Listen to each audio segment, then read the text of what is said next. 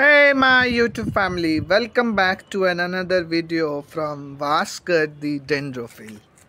দেখতেই পাচ্ছেন আমাদের গোলাপ গাছগুলো প্রথম পর্যায়ে ফুল দেওয়ার পরে সব গাছে নতুন করে আবারও শুট আসবে এবং এই মুহূর্তে আমরা যে যত্নগুলো নেব সেটা হচ্ছে যে ফুল গাছে ফুটে যাওয়ার পর প্রতিটি ফুল কেটে দেব।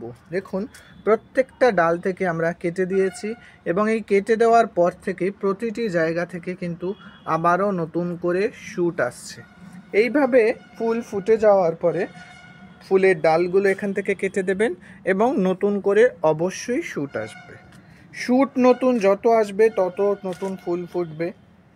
আমরা সকলেই জানি যে গোলাপে ফুল তখনই ফোটে যখন তার নতুন নতুন শুট আসে। আজকে আমাদের আলোচনার বিষয় হলো গোলাপের মিডিয়া, অর্থাৎ আমরা কোন মিডিয়াতে গাছ করব।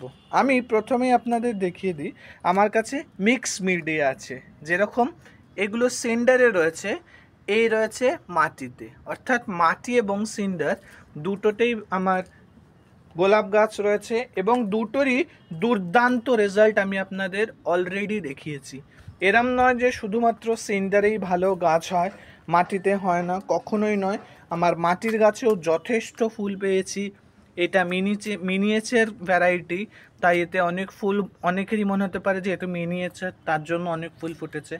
এখানে দেখে নিন, এইটারও কিন্তু মাটির মিডিয়া এবং এখানে কতগুলো সাদা ফুল ফুটে রয়েছে। এটি টিনেকে ভ্যারাইটির একটি ফুল, প্রচুর ফুল ফোটে, তাই আমি মাটিতে করারও চেষ্টা করেছি। ওইখানে ছিল ব্ল্যাক বার্কারা, প্রচুর ফুল একসাথে ফুটেছে। এখানে ছিল ক্যালাপলি, সেখানেও প্রচুর ফুল ফুটেছে।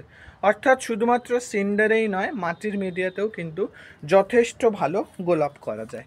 এবার আসি যে মিডিয়াটা আমরা কি করে তৈরি করব। প্রথমেই যদি আমি মাটির মিডিয়াতে আসি, মাটির মিডিয়া তৈরি করতে গেলে আমাদের যেই উপকরণগুলো লাগবে সেগুলো হচ্ছে মাটি, মোটা দানার বালি, লাল বালি, সাদা বালি নয়, মোটা দানার লাল বালি বা সিন্ডার, অর্থাৎ যেই সিন্ডারে আমরা গাছ করি, এই সিন্ডার, মাটি, সর্ষের খোল, হাড় গুঁড়ো, শিংকুচি, পটাশিয়াম সালফেট অর্থাৎ 0,050 আর লাগবে super phosphate.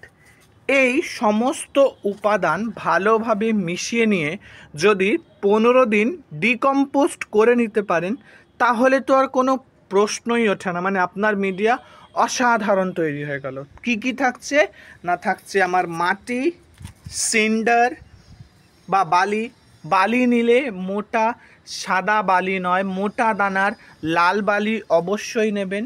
Cinder, potassium sulphate অর্থাৎ 0,050, সুপার ফসফেট, সর্ষের খোল অবশ্যই ভেজানো নয় যেহেতু মাটির মিডিয়া প্রিপারেশন আমরা করছি। এর সাথে থাকবে হাড় গুঁড়ো, শিংকুচি। এই কয়েকটি উপাদান ভালো মতন মিশিয়ে নিয়ে 15 দিন মতন ডিকম্পোস্ট করে রেখে দেবেন এবং 15 দিন পর ওই মাটির মিডিয়াতে, যেই মিক্স মিডিয়া আপনি তৈরি করেছেন, সেগুলোতে গাছ বসাবেন এবং খেয়াল রাখবেন যাতে গাছের মানে পটের ড্রেনেজটা খুব সুন্দর হয়।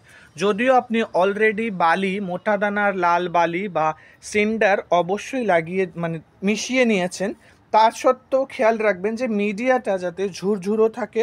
ঝুরঝুরো অবশ্যই থাকবে, যেহেতু আপনি যেই উপাদানগুলো নিয়েছেন সেগুলো ঝুরঝুরো করার জন্যই। এরপরে গাছ বসিয়ে দিন। গাছ বসানোর 3 দিন পরেই প্রথম 15 দিন মাটির মিডিয়াতে 1261 1 গ্রাম 1 লিটার জলে ভালো করে গুলে রেগুলার ড্রেনেজ করে দেবেন, মানে অর্থাৎ মিডিয়াতে দেবেন, পাতায় কিন্তু 1261 দেবেন না। এরপর 1261 এই 15 দিন দেওয়ার মাঝে একদিন হিউমিক অ্যাসিড এবং সিভিডের দানা লিকুইড, যার কাছে যেটা থাকবে সেগুলো দিয়ে দেবেন।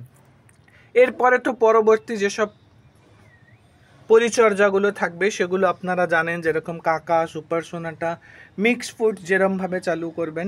মিক্স ফুড মাটির মিডিয়াতে সপ্তাহে 2 দিন দেবেন, অর্থাৎ যেই মিক্স ফুডের কথা আমি বলেছিলাম যে পটাশিয়াম সালফেট, ম্যাগনেসিয়াম সালফেট সহ আরও বিভিন্ন জিনিস মিশিয়ে যেটা, সেই ভিডিও আমি খুব শীঘ্রই আপনাদের সাথে আরও একবার রিশেয়ার করব, যাতে আপনারা সকলের কাছেই সেই মিক্স ফুডটি আপনাদের কাছে হ্যান্ডি থাকে।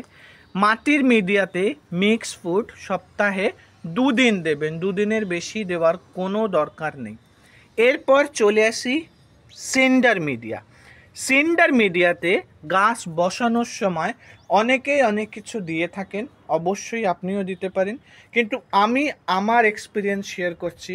আমি সিন্ডারে গাছ বসানোর সময় মিডিয়াতে অর্থাৎ সিন্ডারে কোনো রকম কিচ্ছু ইউজ করি না।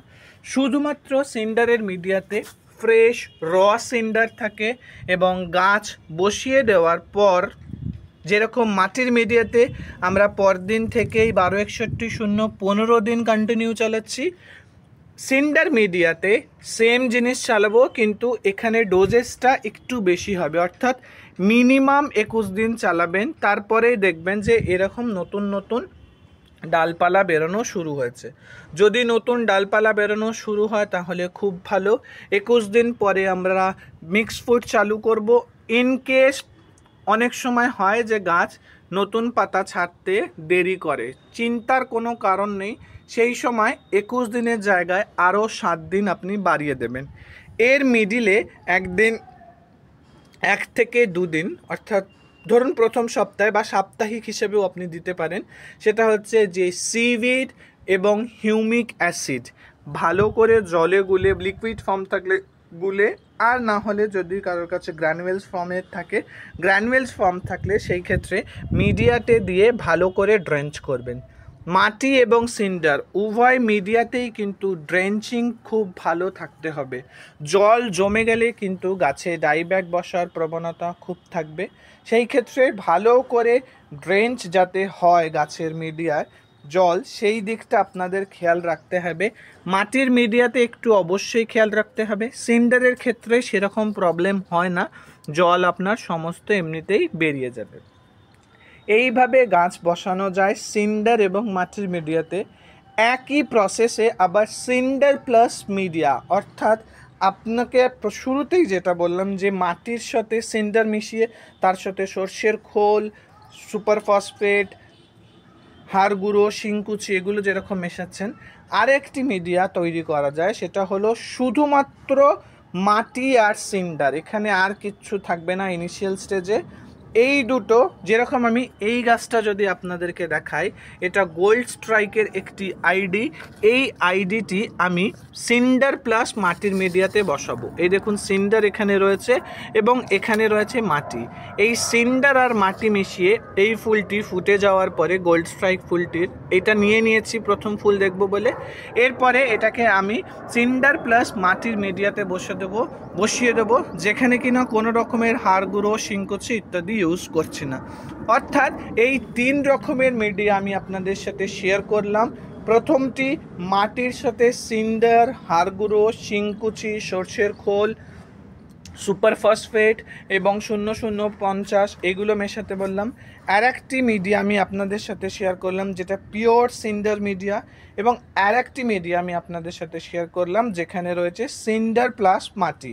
এই সিন্ডার প্লাস মাটির ক্ষেত্রে আবার কোনো রকমের হাড় গুঁড়ো, শিংকুচি ইত্যাদি দিইনি।